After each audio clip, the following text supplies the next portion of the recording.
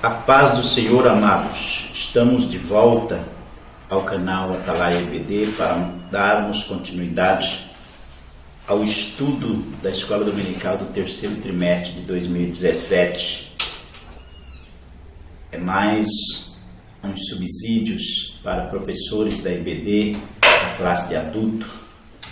Então estamos aqui de volta para mais uma pré-aula, mais uma videoaula do nosso comentário deste trimestre, terceira lição do trimestre quarta lição do terceiro trimestre de 2017. Comentarista pastor Ezequiel Soares. O tema do nosso estudo é a razão da nossa fé. Estamos estudando esse assunto que é de suma importância para todos nós, todos os professores e alunos da escola dominical precisam de ter um bom conhecimento desse nosso tema, a razão da nossa fé. Como eu disse em outras pré-aulas, a nossa fé não é uma fé abstrata, ela é uma fé com base concreta, com razão. Então, podemos estudar este assunto tão importante, a razão da nossa fé, com o subtítulo Assim cremos, assim vivemos. Amado professor, procura mais uma vez, como sempre, orar, jejuar e buscar com diligência um bom conhecimento deste tema, especialmente o tema desta semana, que vamos comentar sobre uma das mais preciosas doutrinas da fé cristã, a cristologia. Vamos estudar sobre a doutrina de Cristo. Esse assunto é de suma importância. Então explica isso para os seus alunos, essa importância de estudar esse tão precioso assunto sobre a pessoa de nosso Senhor. Descobrirmos e concretizar com razão o porquê cremos que Jesus é o Filho unigênito de Deus. Isto é, Deus plenamente, homem plenamente. Deus plenamente, homem plenamente. Nós vamos aprendermos isso nessa lição. O estudo da pessoa e da obra de Cristo é fundamental, pois é nele que está fundamentada a nossa fé, as nossas ações como cristão. O relacionamento de Jesus Cristo com o cristianismo é tão bem acentuado que é impossível alguém ser cristão sem ter Cristo. É impossível dizer que é cristão e não tem Cristo. Pode existir budismo sem Buda, islamismo sem Maomé, mormonismo sem José Smith, kardecismo sem Kardec, mas não pode haver cristianismo sem Jesus Cristo. É impossível. Então, esse assunto é de preciosa importância e que nós vamos estudarmos com muita dedicação no decorrer dessa nossa videoaula. O tema desta semana, ou o tema que vai ser licionado na lição de número 4, no dia 23 de julho de 2017, o tema é O Senhor e Salvador Jesus Cristo. O Senhor e Salvador Jesus Cristo. Esse é o nosso assunto dessa nossa lição de número 4, de 23 de julho de 2017. O Senhor e Salvador Jesus Cristo, esse tema. O nosso textuário disse assim: Disse-lhe Jesus: Eu sou o caminho, a verdade e a vida, ninguém vem ao Pai senão por mim. Isto é, só por Jesus que alguém pode chegar a Deus. Não há esforço humano, não há nenhuma outra qualquer condição para chegarmos a Deus somente através de Jesus. Sem Jesus, isso é impossível. Então, nessa lição, nós teremos a oportunidade de observar que Ele é o caminho, Ele é a verdade e a vida. eterna. É em Jesus que nós alcançamos essa vitória. A verdade prática, o comentador escreve: cremos no Senhor Jesus Cristo, o unigênito Filho de Deus, plenamente Deus e plenamente homem. É o único Salvador do mundo. Só o Senhor Jesus é quem pode trazer salvação a uma humanidade carente, necessitada da misericórdia, da graça. Jesus é essa misericórdia, é esta graça que todos nós podemos alcançar. Vamos então ao assunto da nossa lição desta semana: o Senhor Jesus Cristo. O comentador, ele nos afirma nessa introdução desta lição do trimestre, ele nos afirma que temos muito a aprender com o estudo da doutrina de Cristologia, mas o espaço que temos é pequeno para tanto. Esse assunto ele é uma fonte inesgotável e o espaço, o tempo que nós temos, como diz o comentador, é muito pequeno para nós estudarmos tanto quanto temos a estudar neste assunto. Porém, dentro do tempo que nos é oportuno, nós vamos estudarmos alguns pontos. Mas o foco desta lição é observar a verdadeira identidade de Cristo. Esta é o foco da lição. Estudarmos a verdadeira identidade do Senhor Jesus. Quem é Jesus? Talvez essa possa ser uma pergunta que alguém possa perguntar dentro do seu íntimo. O desejo de saber e de conhecer quem é Jesus, visto ser o Senhor Jesus a base fundamental da nossa fé, ou a essência da vida cristã. Quem é Jesus?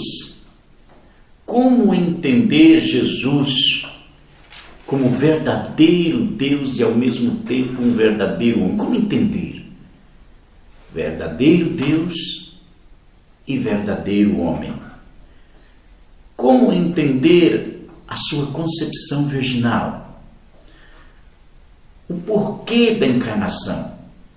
Essas e outras perguntas que às vezes alguém possa fazer, nós vamos procurar responder dentro desse nosso espaço, dentro do período que nós temos nesta videoaula.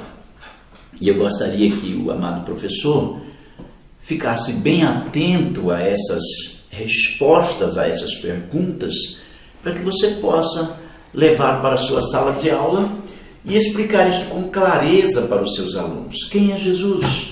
Dê a eles uma resposta. Como entender Jesus como verdadeiro Deus e verdadeiro homem? Como entender isso? Leve uma resposta clara, porque a Bíblia nos dá essa resposta. Leva isso para os seus alunos. Como entender a sua concepção virginal? E porquê da encarnação? O porquê da encarnação? A essência da fé cristã não reside na instituição denominacional, nem em algum tipo de filosofia ou credo religioso, mas na pessoa do nosso Senhor Jesus Cristo. Precisamos levarmos isso aos nossos alunos. Nós estamos vivendo numa época onde a religiosidade tem sido um desafio para aqueles cristãos que querem viver uma vida cristocêntrica, uma vida tendo o Senhor Jesus como centro da sua fé, da sua crença. Então, a nossa fé, a essência da nossa fé não está nas denominações e nem em algum tipo de filosofia ou credo religioso, mas essencialmente em nosso Senhor Jesus Cristo. Prezado professor, explique para os seus alunos quem é Jesus como pessoa. Explique para eles a identidade do Senhor Jesus. Jesus é o verdadeiro Deus e o verdadeiro homem que durante a sua vida terrena viveu como os naturais, doou a sua vida e usou o seu poder para ajudar os fracos e necessitados, demonstrou seu amor ao declarar em cada gesto que cada ser humano era para ele um ser especial.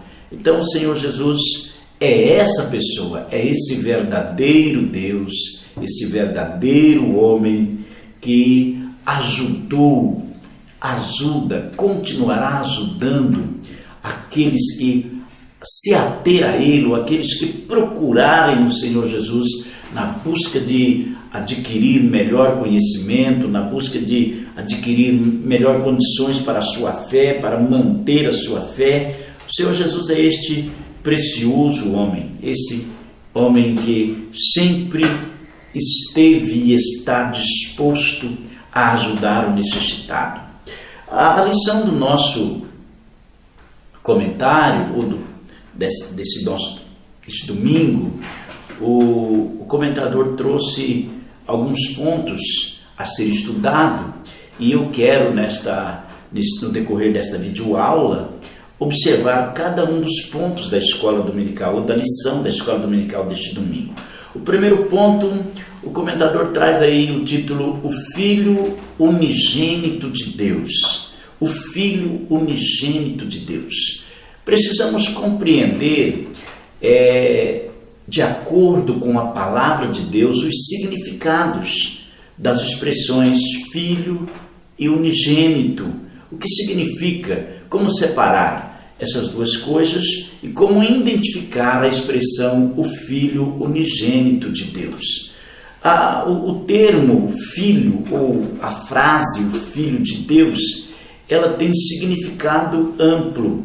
O título Filho de Deus confirma a sua divindade. É o primeiro passo que nós vamos observar na frase o Filho de Deus, já é a confirmação da sua divindade. O próprio Jesus fez isso ao se declarar Filho de Deus.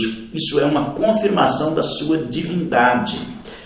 Outra coisa, a frase o Filho de Deus, ela dá ênfase à identidade de Cristo como Deus. Então ela dá ênfase, ela mostra isso de forma mais clara, a identidade de Jesus Cristo como Filho de Deus. Outra coisa que esse termo, o Filho de Deus, nos demonstra é a natureza de Jesus, a sua natureza divina e sua íntima e pessoal relação com o Pai. Então nós podemos entender tudo isso nessa frase, o Filho de Deus. O título de Filho de Deus, como o comentador apresenta na lição.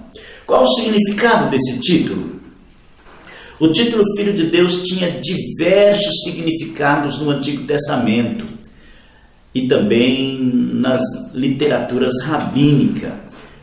Primeiro passo, pode designar o povo de Israel, como, por exemplo, Êxodo, capítulo 4, parte do verso 22,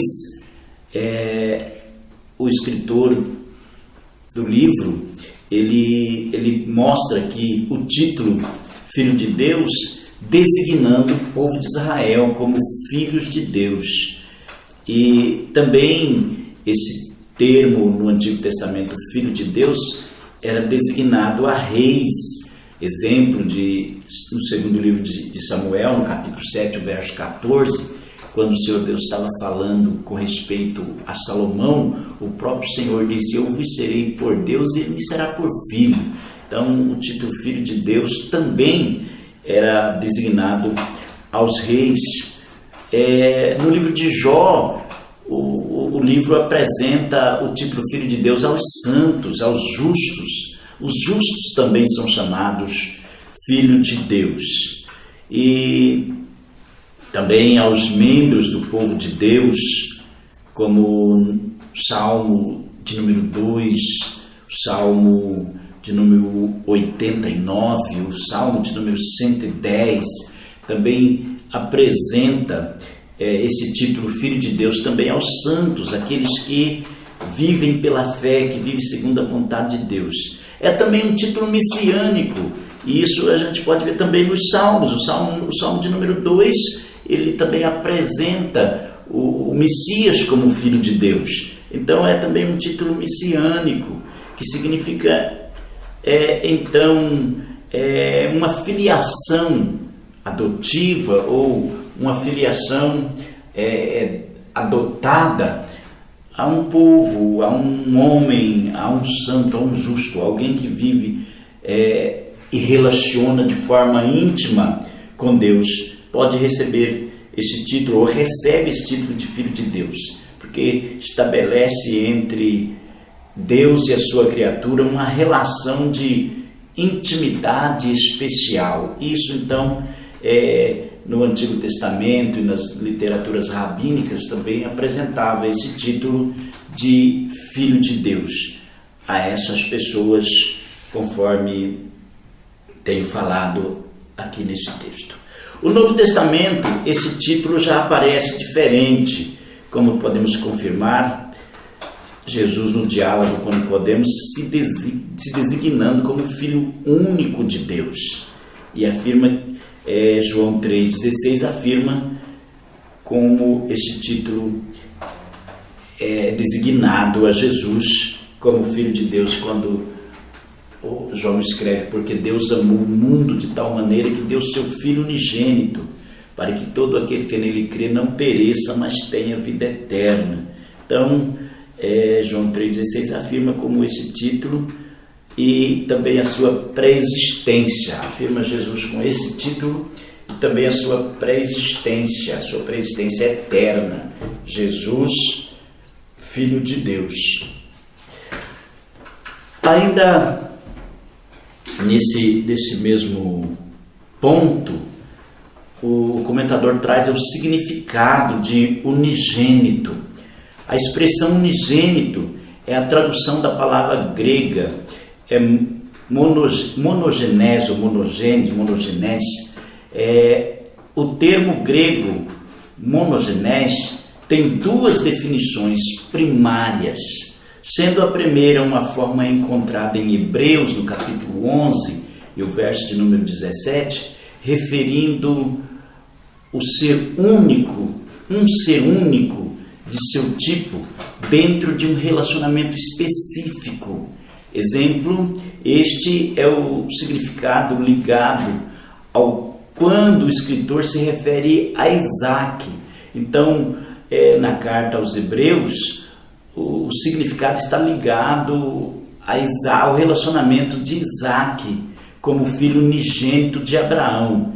Então, o termo que apresenta essas duas definições primárias, podemos observar na primeira definição do termo, é lá em Hebreus 11, quando se refere ao relacionamento entre Abraão e Isaac, ou Isaac e Abraão. Então, esse termo ele está se referindo a um único ser, a seu tipo, dentro de um relacionamento específico. Nós bem sabemos que Abraão não teve só um único filho, ele teve outros filhos. Mas o escritor, ao usar o termo, ao referir-se a Isaac, é exatamente por causa do relacionamento específico existente entre Isaac e Abraão. Isaac tornou-se o filho unigênito, segundo a promessa de Deus, conforme a promessa de Deus. A segunda definição diz respeito a ser único de sua espécie ou classe. Isso é, a segunda definição do termo grego monogenes ou monogenes, ele traz este significado de um único ser de sua espécie ou classe. Então, quando o termo trata a respeito de Jesus como unigênito, está tratando desse único ser que tem a mesma espécie do Pai, ou a mesma classe, ou o único gênero. Isso nós podemos afirmar que Jesus e o Pai possuem o mesmo gênero, é a mesma essência, a mesma substância. Isso é, os dois possuem a mesma substância, portanto, são consubstanciados. Então, a consubstanciação está nesse relacionamento de pai e de filho, porque ambos possuem a mesma substância. Este é um significado implícito em João 3,16, como já fizemos menção. Na verdade, João é o único escritor do Novo Testamento que usa esta palavra em referência a Jesus. Você pode abrir a Bíblia aí e observar João capítulo 1, verso 14, no capítulo, também o verso 18, no capítulo 3, verso 16, verso 18, 1 João no capítulo 4, verso 9. João estava mais preocupado em demonstrar que Jesus era o Filho de Deus.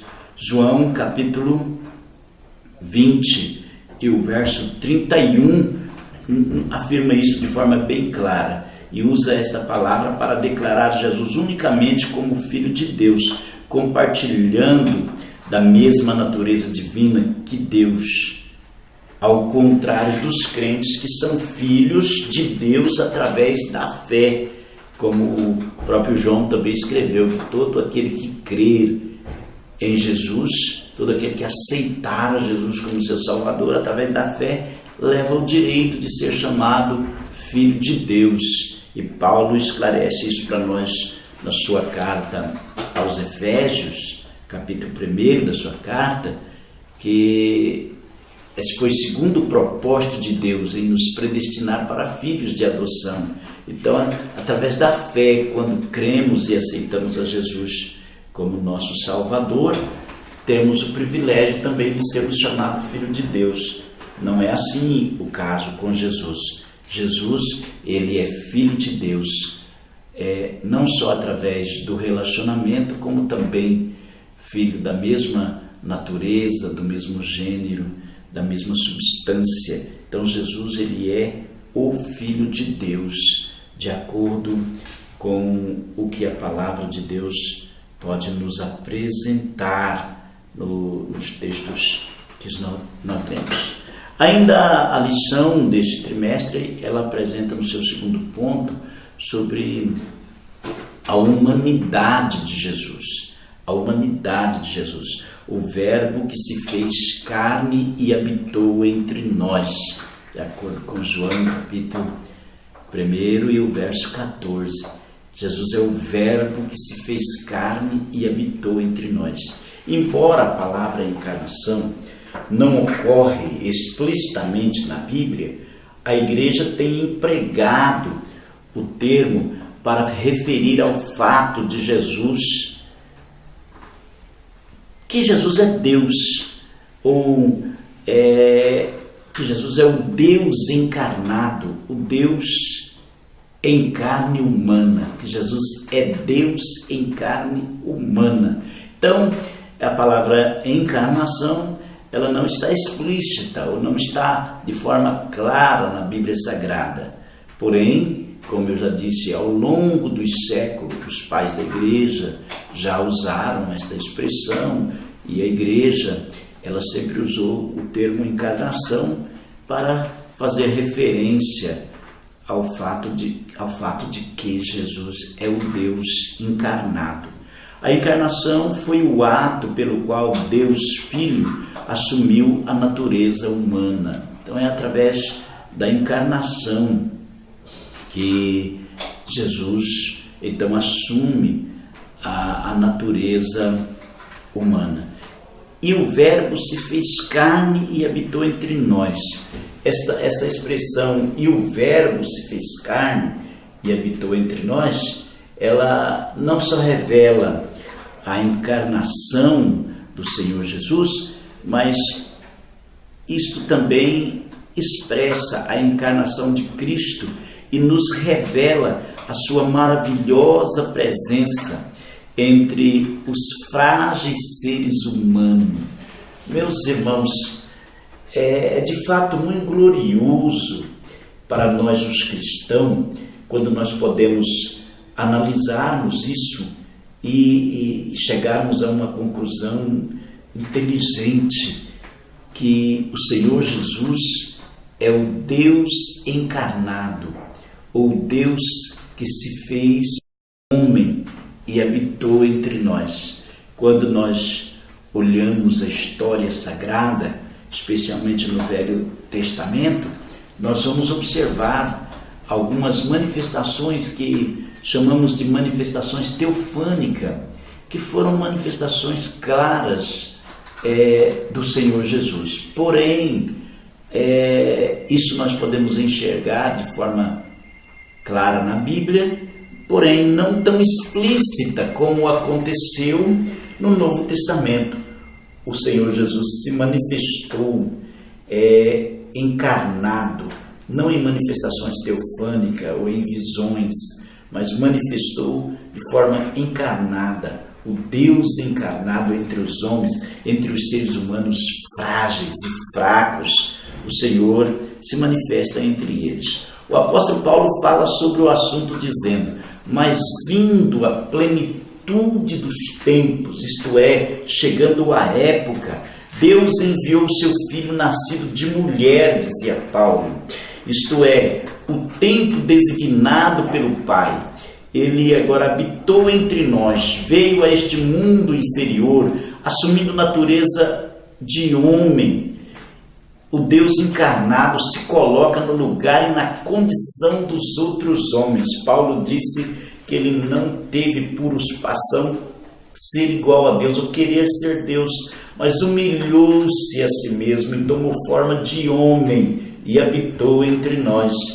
Isto é, para que todos nós possamos confessar a Ele como nosso Salvador e reconhecê-lo como Deus que se revelou, o que se manifestou de uma forma mais clara, mais visível, ou de forma palpável.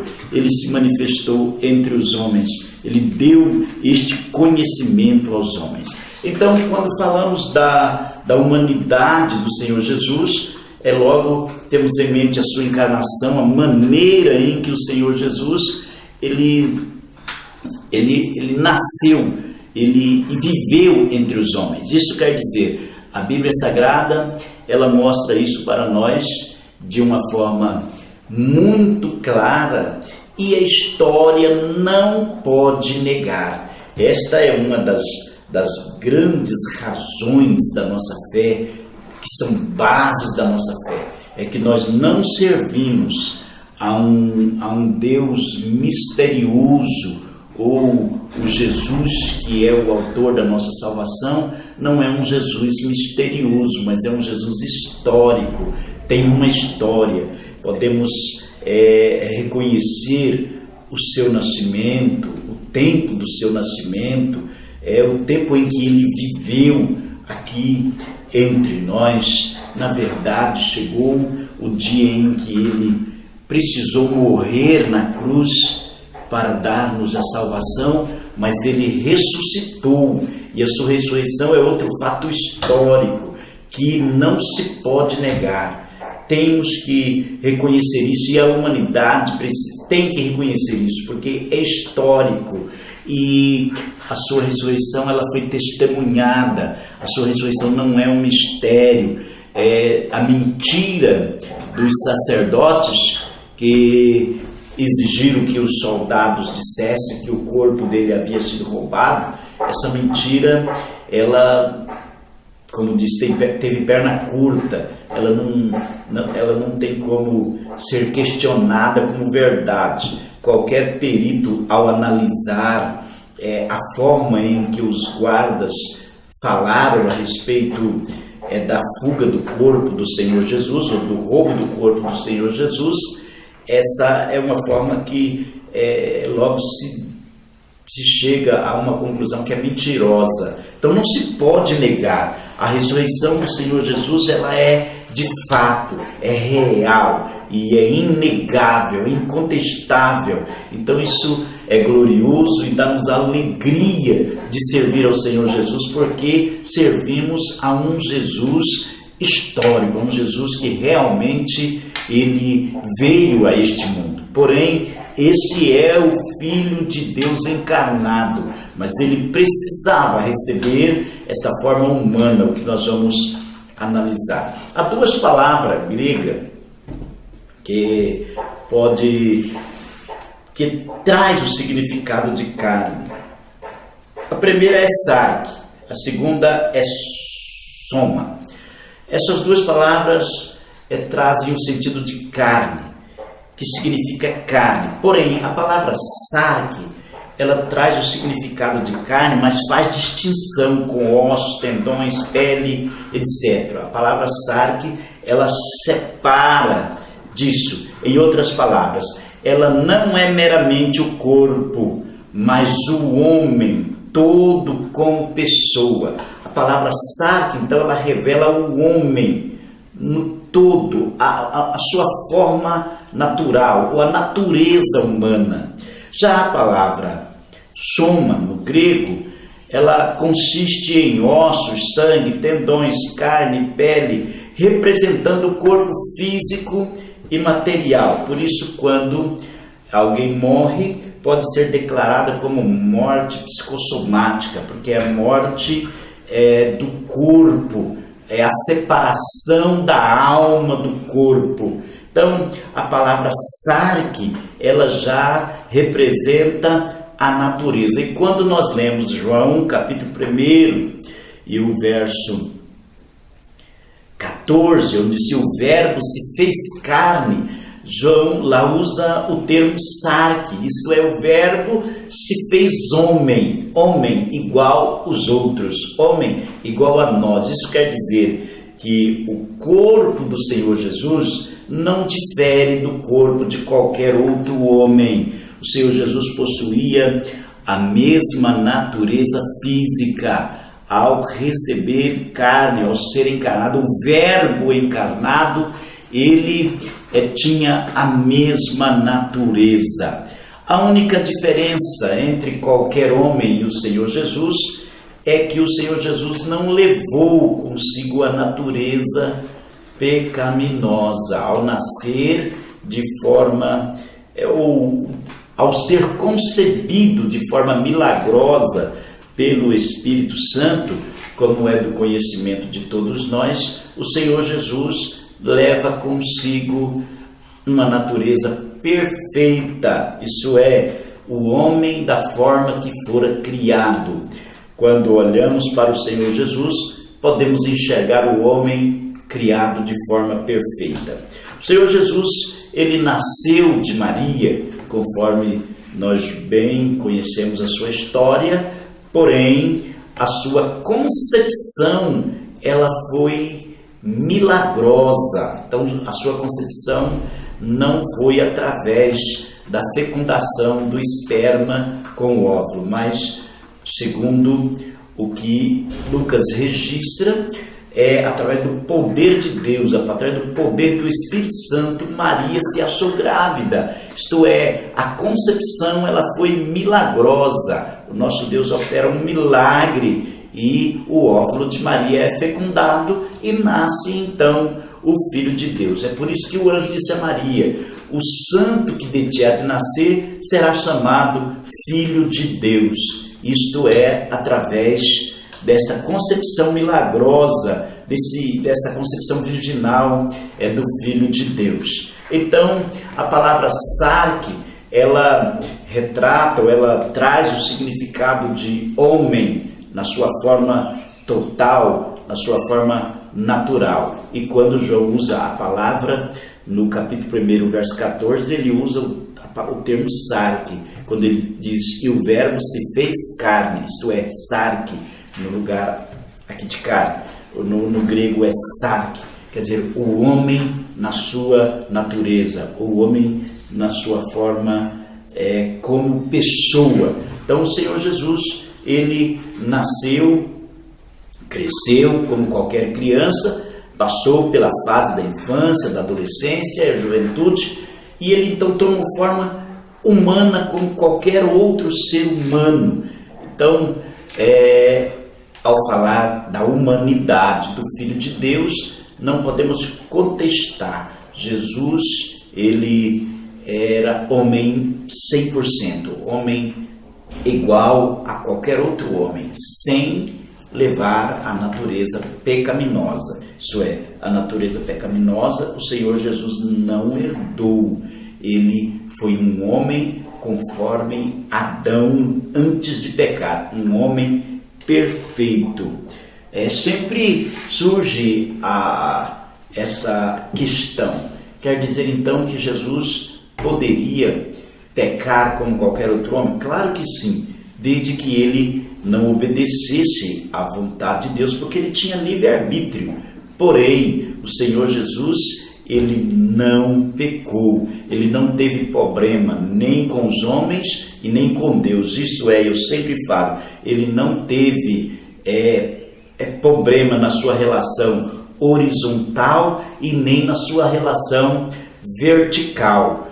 Quando nós vemos alguns homens contra o Senhor Jesus, ou até chegarmos à conclusão de homens que o levaram à cruz e o mataram como um dos mais discriminados homens, não foi problema entre Jesus e os homens, mas sim a inveja dos homens, a inveja que os homens tiveram sobre Jesus, e eles então o levaram até a cruz, ou homens que se levantaram contra os ensinamentos do Senhor Jesus, mas não que o Senhor Jesus tivesse qualquer problema com os homens. Ele não teve problema nem com os homens e nem com o Senhor nosso Deus. Ele na terra, verdadeiramente homem, porém verdadeiramente Deus, viveu uma vida santa, correta e perfeita, a vida do Senhor Jesus. Nesse sentido teológico, a palavra carne não é de maneira nenhuma alguma coisa que o homem possui, mas é antes uma coisa que o homem é. Você compreendeu? Então, a expressão carne, no sentido sarque, não é de maneira nenhuma alguma coisa que o homem possui, mas antes uma coisa que o homem é, sinalizado pela fraqueza, pela fragilidade da própria criatura. Então o Senhor Jesus, ele veio a este mundo neste contexto também de fraqueza, fragilidade das próprias criaturas. Por isso que Isaías escreve lá no capítulo 53, quando Isaías disse que olhando para ele nenhuma beleza víamos. Isaías apresenta ele como raiz de uma terra seca, que não tinha formosura, não tinha aparência, e que os homens não fez dele caso algum. João afirma isso categoricamente. No princípio era o Verbo, e o Verbo estava com Deus, e o Verbo era Deus. Então, isso dá para nós entendermos de forma tão nítida que Jesus é divino, é Deus, ele existe com o Pai desde a eternidade, ele é subsistente com o Pai desde a eternidade. Era o próprio Deus, o Filho de Deus, que veio ao mundo para morrer por nós, para que pudéssemos alcançar a salvação. Então João afirma isso. No princípio era o Verbo, e o Verbo estava com Deus, e o Verbo era Deus.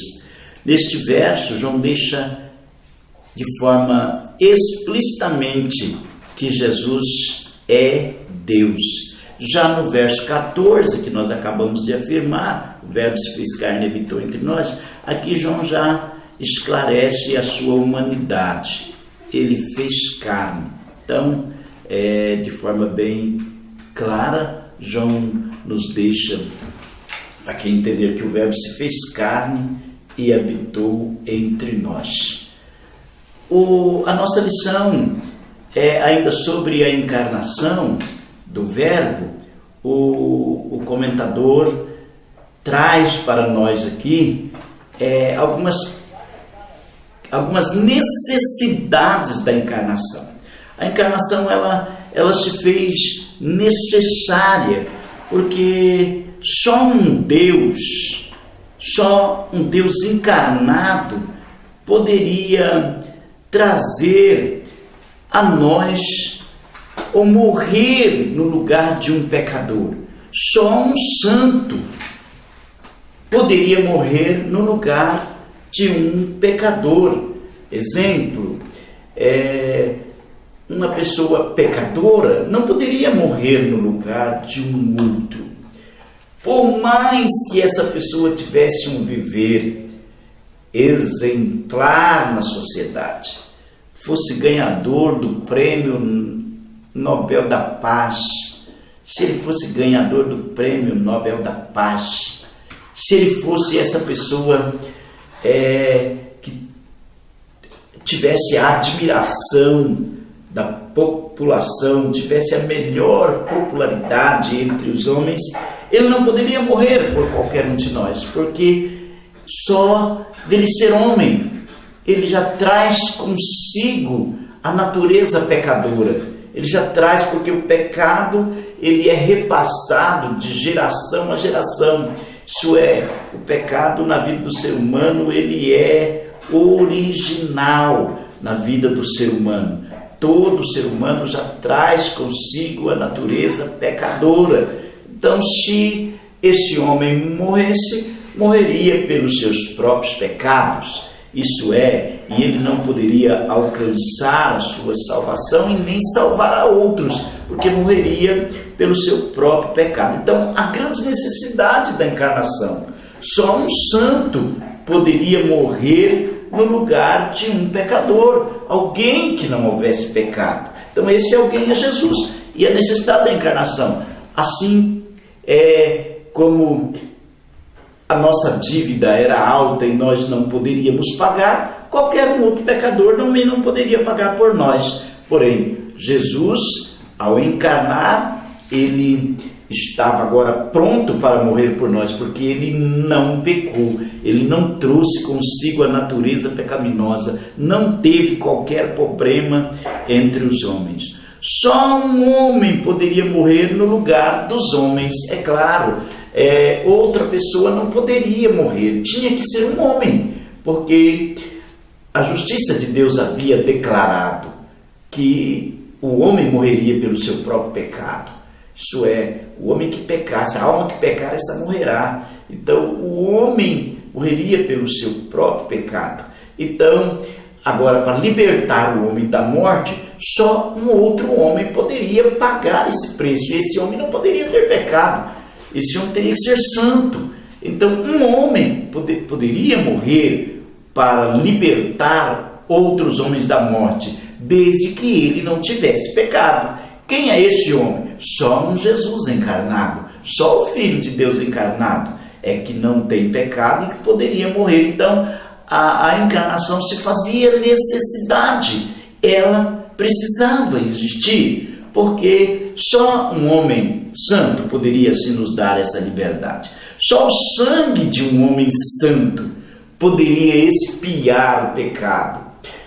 É impossível o sangue de animais ou de homens expiar o pecado dos homens. Os animais não poderiam expiar o pecado. Mas então, como fica a expiação no Antigo Testamento?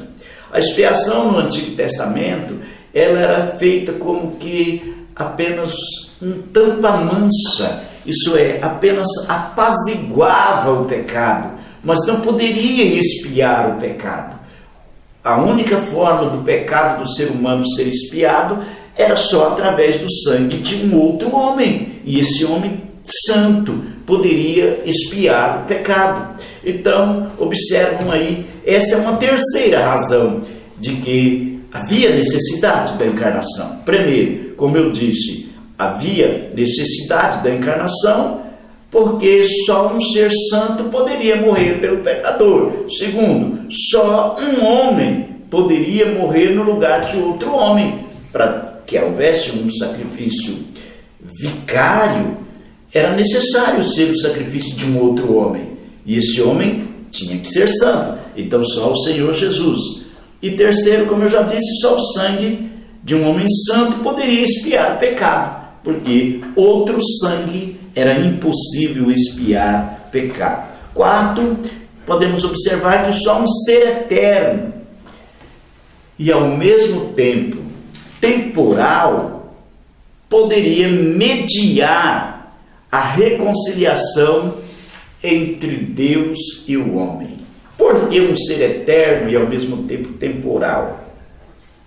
Para estar em ligação com Deus continuamente pelos homens, só um ser eterno que conhece perfeitamente a vontade de Deus, a profundidade da soberania de Deus, do poder de Deus. Só um Jesus, um ser eterno, poderia estar mediando esta reconciliação. Isso é, só esse ser poderia estar face a face com Deus para mediar esta reconciliação.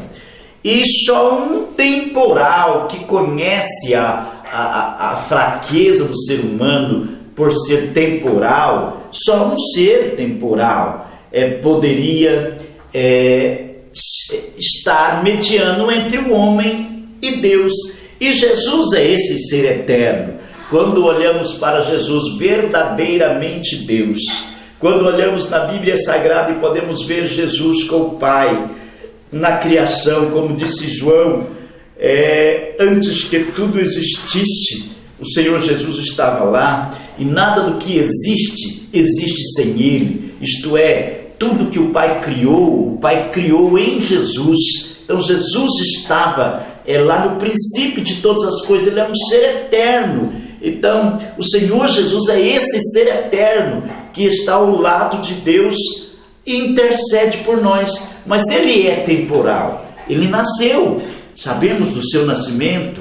Ele nasceu, Ele também morreu. Então Ele teve um tempo que ele chegou e um tempo que Ele voltou para o Pai. Então Ele tornou-se temporal ao se tornar verdadeiramente homem. Ao se tornar homem, Ele se tornou um ser temporal, um ser que existe dentro do tempo e conhece a condição do homem, o tempo do homem, as condições temporal do homem. Então Ele pode mediar. Então essa é uma quarta razão que o Senhor Jesus precisava de encarnar, porque só um ser eterno como é Jesus e temporal como é Jesus pode conhecer tanto Deus como o homem de forma tão nítida, tão clara, tão perfeita e nos ajudar. Graças a Deus, como disse Paulo, somos realmente pecadores, frágeis, somos homens temporal, fraco, mas o Senhor Jesus é eterno e ao mesmo tempo temporal. Ele pode mediar a nossa reconciliação com Deus. Ele pode interceder por nós, como disse o escritor aos Hebreus, que agora nós temos ousadia para entrarmos no santuário de Deus, por este novo e vivo caminho que Ele nos abriu, isto é, através da sua carne. Agora, como disse o escritor aos Hebreus, nós podemos chegar com inteira certeza de fé. Por quê? Podemos chegar lá tendo o nosso coração purificado da má consciência, porque o sangue de Jesus nos purifica de todo pecado. Ele é a palavra de Deus, que é a água limpa que pode lavar-nos. Então podemos chegar com inteira certeza de fé, com o coração purificado da má consciência, o corpo lavado com água limpa. Podemos chegar na presença de Deus, porque o Senhor Jesus, Ele abriu este caminho para nós. João Batista foi o precursor de Jesus aqui na terra, mas Jesus é o nosso precursor no céu. Ele abriu esse curso, esse caminho vertical entre o homem e Deus, entre Deus e o homem. Isso é maravilhoso. Eu e você, nós temos motivo para agradecermos a Deus. Então, irmãos, a carne, ela traz a compreensão de um homem corrompido pelo pecado. Quando falamos de natureza carnal, quando falamos de carne, nós temos na mente a condição de um homem corrompido pelo pecado.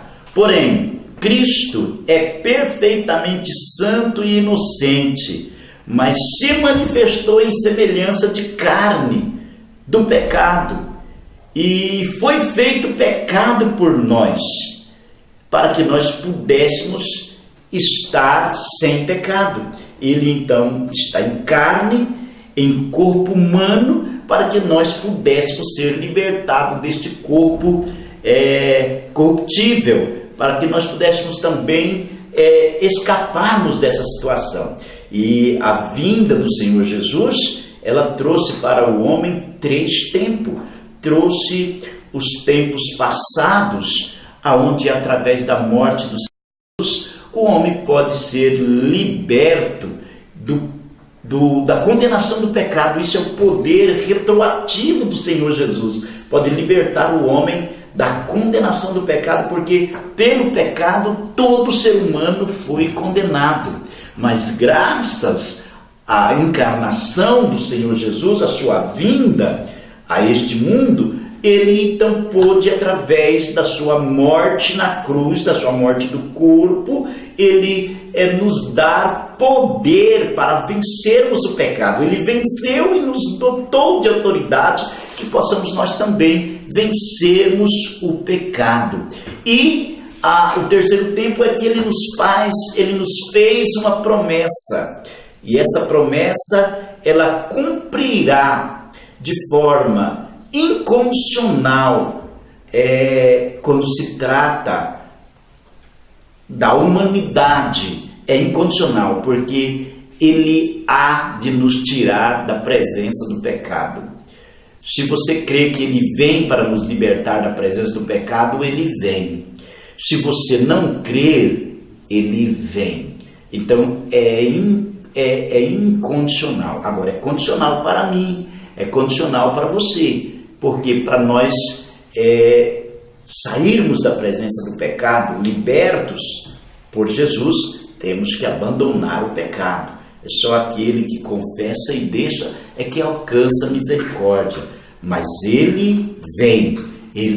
Eu estou aguardando esse dia. E se você quiser, você também pode estar aguardando esse dia. E chegarmos o momento na nossa vida de que seremos tirados da presença do pecado para vivermos uma vida eterna com o Senhor Jesus.